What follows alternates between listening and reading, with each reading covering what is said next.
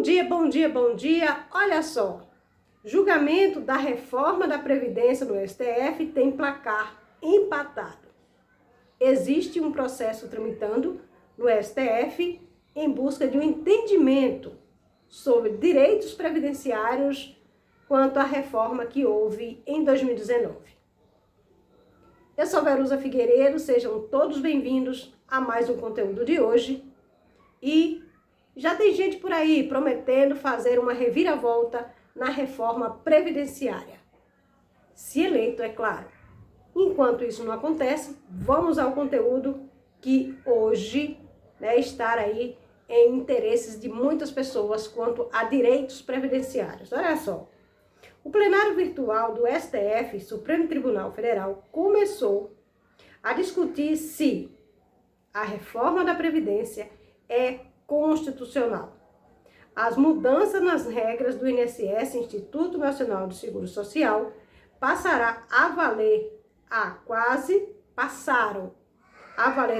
3 anos, no dia 13 de novembro de 2019, quando começou a valer, de fato, a reforma da Previdência, certo? A advogada Adriane Bramante, presidente do IBDP, que é Instituto Brasileiro de Direitos Previdenciários, considera que o julgamento dessas ações de forma conjunta é prejudicial ao segurado e não traz a segurança jurídica que se buscavam quando associações de sindicatos e partidos foram ao Supremo e, por ela, cada ponto deveria ser debatido de forma separadamente. Abro aspas. Segundo Adriane, é muito ruim uma ação direta de inconstitucionalidade geral.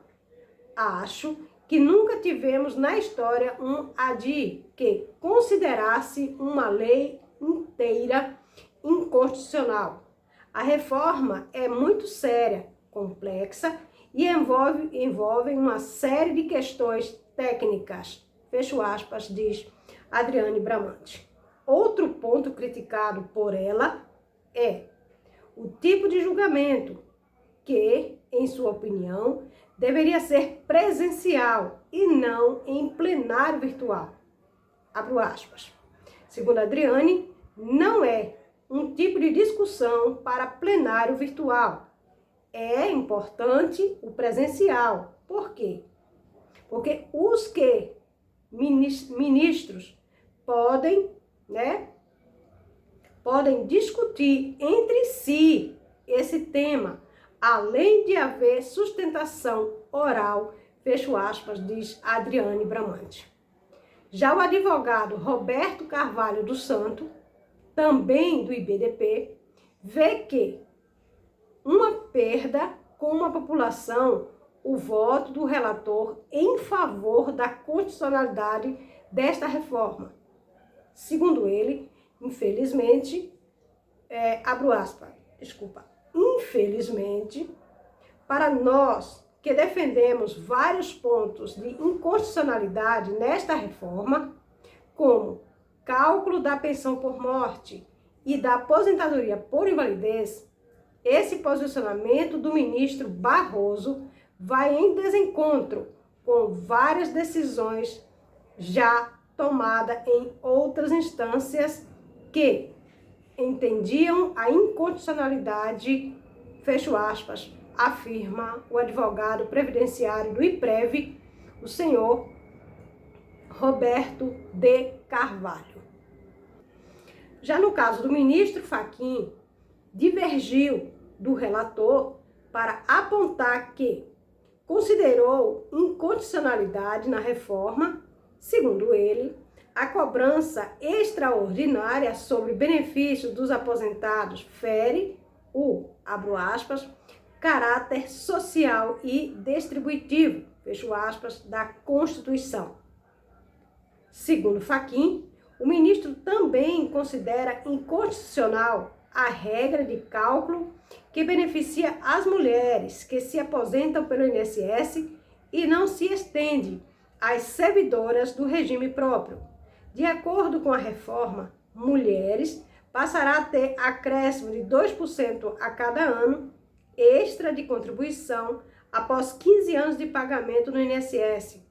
Para as servidoras, o adicional só começa a ser considerado após 20 anos de contribuição ao regime próprio, diz aí o advogado.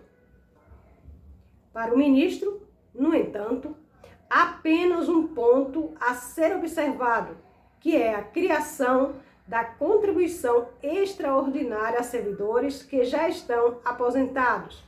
Embora Barroso não tenha considerado a questão inconstitucional, ele afirma que é necessário haver comprovação de déficit para instituir cobrança extra a servidores inativos.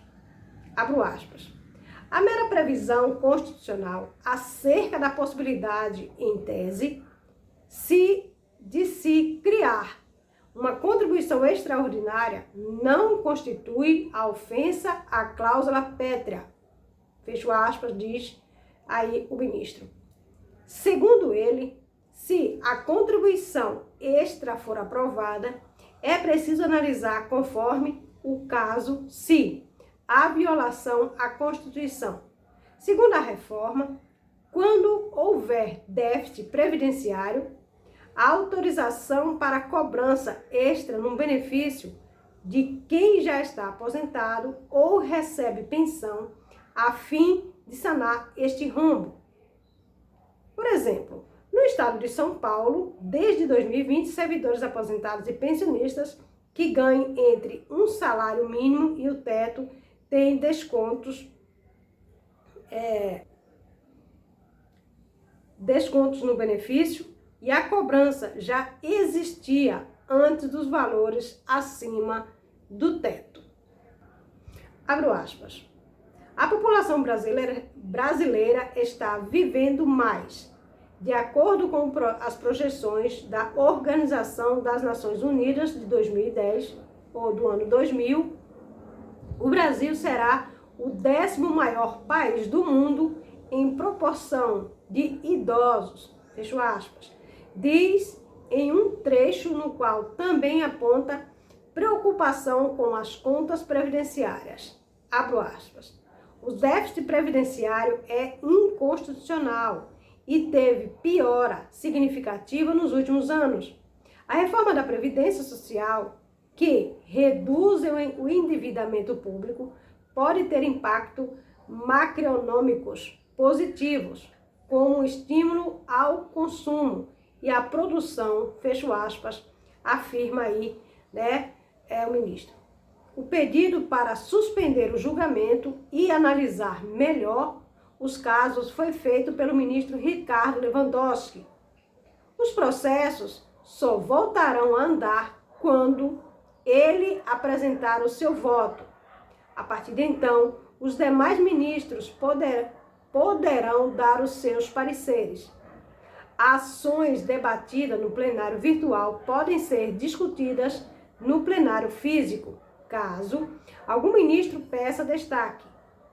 O destaque foi a manobra usada pelo ministro Cássio Nunes Marques no julgamento da revisão da vida toda para os aposentados e pensionistas. Segundo o voto do Barroso, com 153 páginas, traz considerações sobre o que foi apontado pela associação e partidos políticos a respeito da reforma.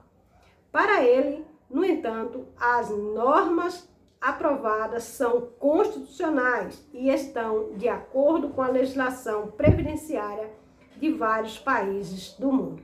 Então tá aí, era para ser votado no último dia 23, não foi, porque pediu para analisar mais um pouquinho, certo? Sem data prevista para votar aí a discussão e a votação final sobre pontos referente à reforma da Previdência e seus direitos previdenciários. E você, o que acha disso? Você acha que poderá ter uma mudança significativa a partir de 2023 sobre a reforma da Previdência? Sobre alguns pontos e direitos específicos do cidadão? Deixe aqui nos comentários a sua resposta, o que você acha sobre esse assunto. Um grande abraço e até lá!